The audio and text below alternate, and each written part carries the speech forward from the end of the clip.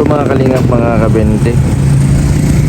Narito po ako ngayon sa diet kung saan po ay schedule po ng injection ngayon ni Rubilin.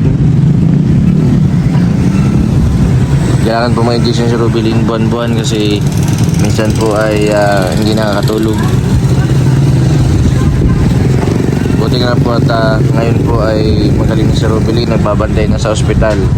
Kaya min-maintain lang po namin kung ano po yung ano po ni Rubilin.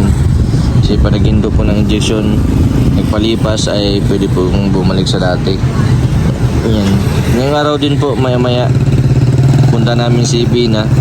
Kasi Friday po ngayon may schedule din po na injection sa Santissima. Kailangan din po mag-undergo na injection si Bina.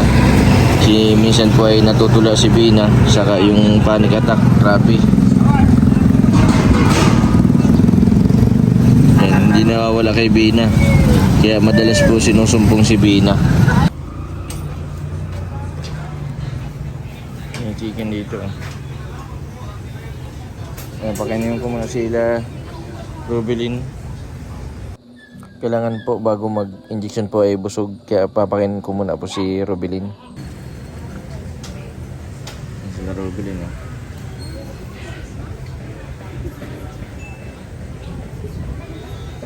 Tingnan ko muna sila dito. Chicken. Ruben, kain muna kayo.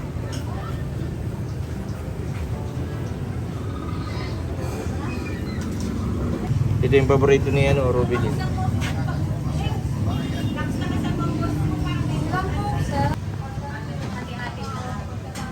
Sabi nasa ospital pang si Tia. Kumusta si Tia? Medyo okay. Okay na. Salamat Rubilin sa pag-aalaga mo ha.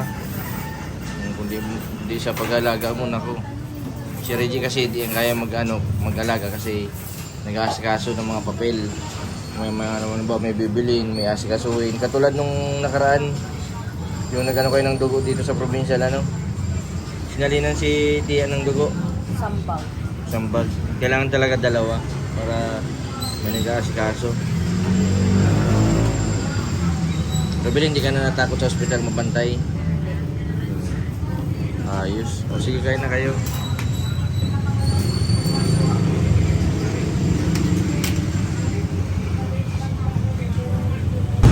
Wala na dito yung karatula dito nila Dr. Esquadra. Baka umalis na.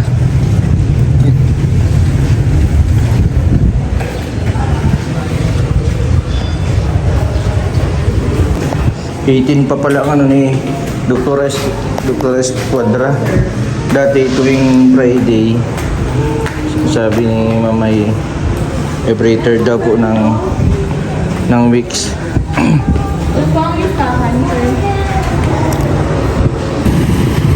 Rubilin, ang problema Rubilin, Reggie, sa 18 pa daw si Dr. Esquadra.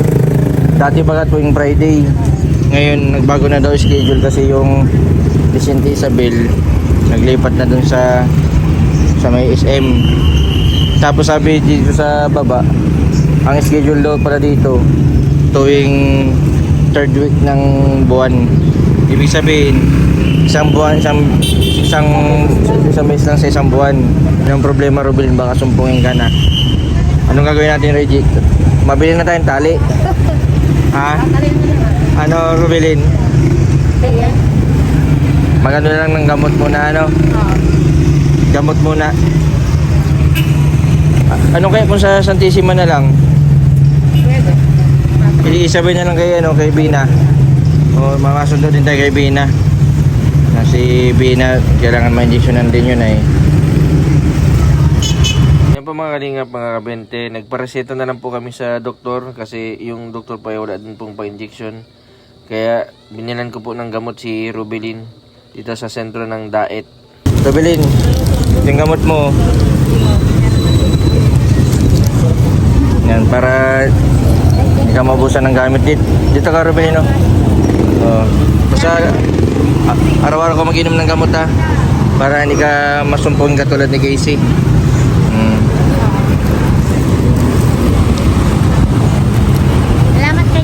Sige, sige. Salamat sa akin kayo.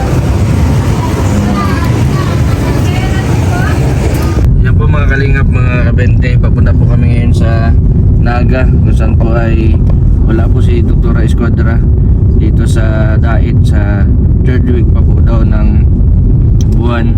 Nandyan sa 18 po ang schedule Dr. Escuadra sa Medical Plaza. Yung Vicente Isabel po ay lumipat na sa ibang pwesto.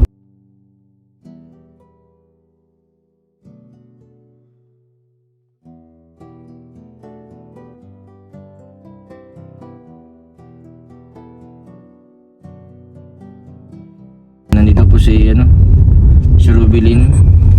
Yan. Natutulala ulang di po makatulog kagabi si Rubilin. Tignan niyo po yung mga mata niya, roy-roy na mata. Buti na si Reggie. Siguro ito pagbantay sa ospital. Buti na lang po at naalagaan nito ni Rubilin si Tia. Dapat po nung isang araw pa ito si Rubilin, mga Martes po dapat siya ma-injection, kaso wala pong injection tuwing Friday lang po, kaso nagka problema siguro na bago po yung schedule ni Dr. Escuadra. Si Dr. Escuadra po kasi siguro po marami din pong ginagawa, kaya isang beses na lang po sa isang buwan mapunta dito sa Dait. Kaya po ngayon ay pumunta po kami Naga para po makaabot din kami sa Pili para ma-injection na si Rubilin. Tapos po may mga reseta din po na bibilin kasi dito po sa butika sa Dait ay wala kaming mabili. Kaya sa Naga po kami magsubok ng bili ng gamot kasi 2 buwan na pong walang stock. Nasa basod na po kami. Dapat din ma-injectionan sila Irene. Yan po mga kalingap, mga kabenten, narito naman po kami sa Sipukot. Yan. Dito po sa Watson, subukan ko po makabili dito ng gamot kasi walang stock po sa Dait. Nandito na po yung mga reseta.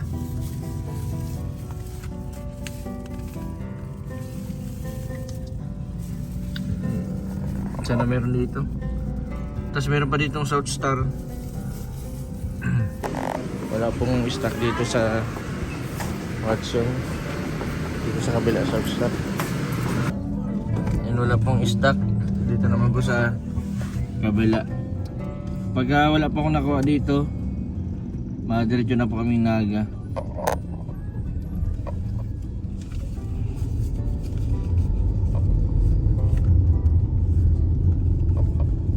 Mahirap yung gamot. Alas 2 buwan na po na walang stock sa dito po sa Dait. Nung nakaraan po sa Naga din po nakabili.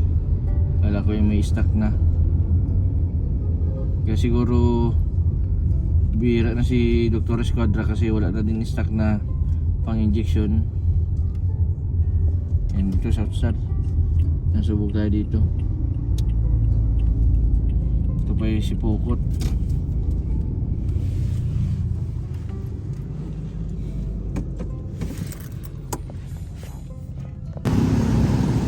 South Star.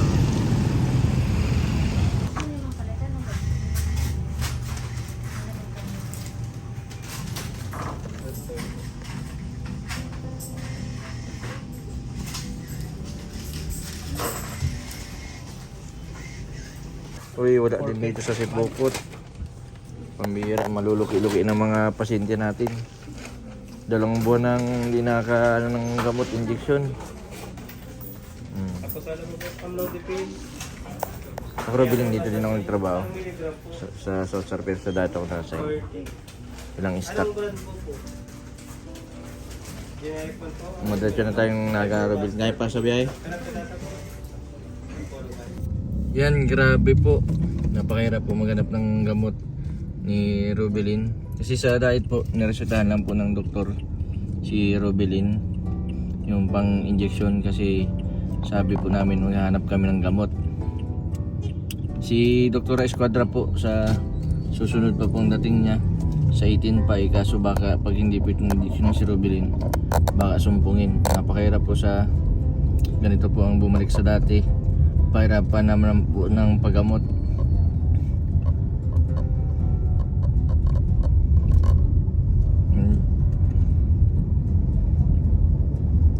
Isang oras na po kami nagbiyahe. Isang oras kalahati.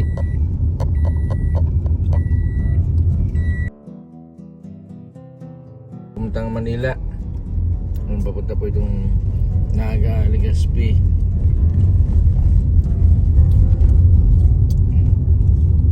Grabe po yung paghanap namin ng gamot pa. Yan po mga kalingap, mga kabente. Mag-alaw na po ng hapon. Yan, karating lang po namin dito sa Naga. Grabe po ang traffic kanina.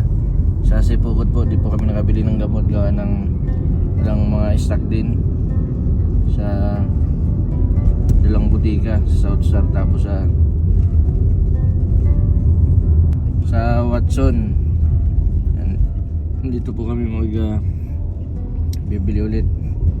Kasi nakaraan po dito din kami nakabili ng isang reseta ni Casey.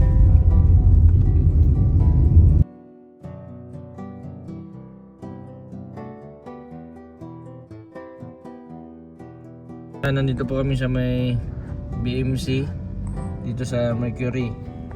Yan, sa diet po kasi nagkaubusan ng stock kaya dito kami sa Naga. Sana meron ditong stock na gamot.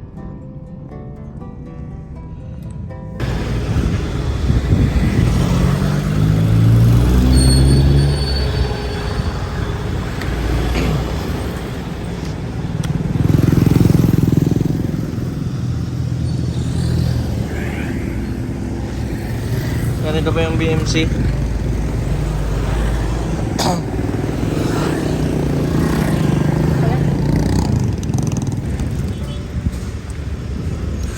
Stock po ang gamot sa pang-injection.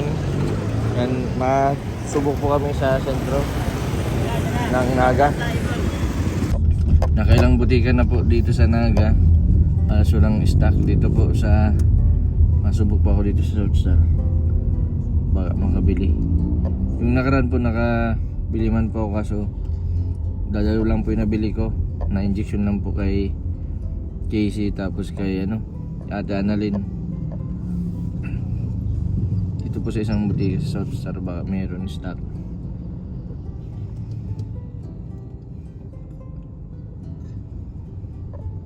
Yan dito South Star. Pagkakatiwala ang tunay. South Star Drug.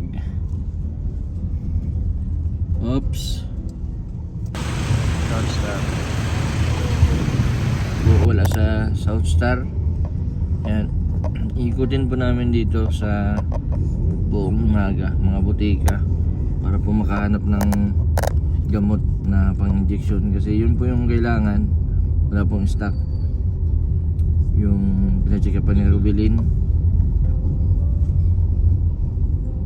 Ganon din po yung reseta kala alas pares lang po yung reseta nila kala Casey, Annalyn, Rubilin, tapos yung kay Bina. Yun lang po yung ini-inject sa kanila. So inanap na po namin simula Sipukot.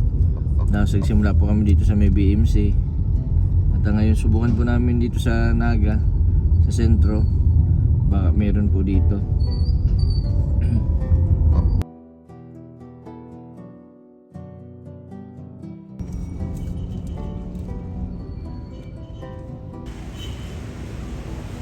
Yan.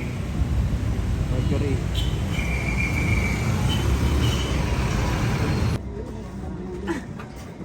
Yan walang stock din dito, pampitong butika na. Kahit sa Albay. Balik mo ba tandaan mo coffee flavor? Ibig sabihin, kahit magpunta pa kami sa Legazpi, wala din. Sa Daraga wala din yan Pero magkakaisak po kayo mga kailan. Orderan niya, hindi pa namin alam kung may darating. Sige ma'am, salamat. Yun lang, pampitong branch na. Wala kami makuha nitong reseta.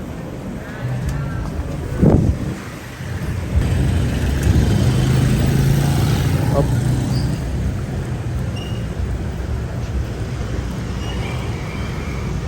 Pahirapan po talagang gamot sa depresyon. Nung nakaraan po, nakabili lang po ako dito sa kabilang branch ng Mercury, 2 peraso. Ito, nakabuti na na-issue natin kay Casey. Kay Annalyn.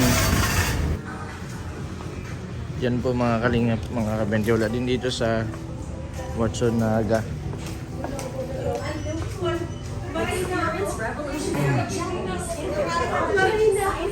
Yan po mga kalingap, mga kabente. Wala po kami nakuha dito sa buong Naga City sa mga butika po dito. Yung hinahanap po namin pang injection, may dala na din po kayong mga reseta.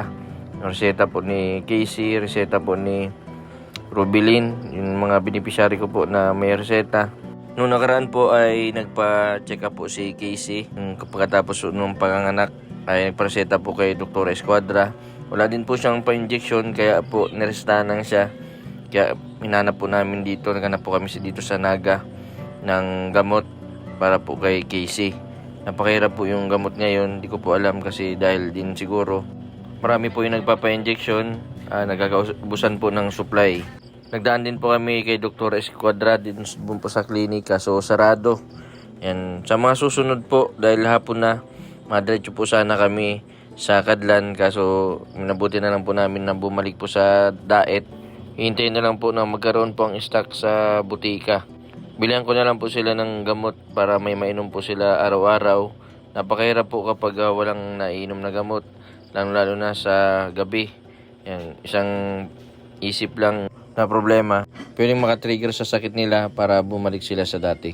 Maraming salamat sa lahat po ng mga viewers na patuloy po nagsusuporta sa aking YouTube channel, yan kalaate, sa mga taga-Israel, sa mga OFW po na patuloy po na nanonood, yung mga taga-Manila, Bulacan, taga-Pampanga, maraming salamat po sa suporta po ninyo sa aking YouTube channel. Sa mga hindi po nag-skip ng ads, maraming salamat po sa inyo. Si Rubilin po ay magaling na, nagbabantay na po kay Tia.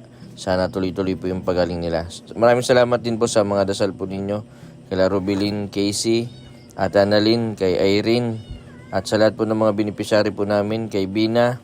Maraming salamat po sa dasal at suporta po ninyo. Sa mga hindi po nag-i-skip ng ads, maraming salamat po. Sa mga hindi pa po nakapag-subscribe, pa-subscribe po, Mr. Bentiboy Vlog. Maraming pong salamat. God bless po sa inyong lahat.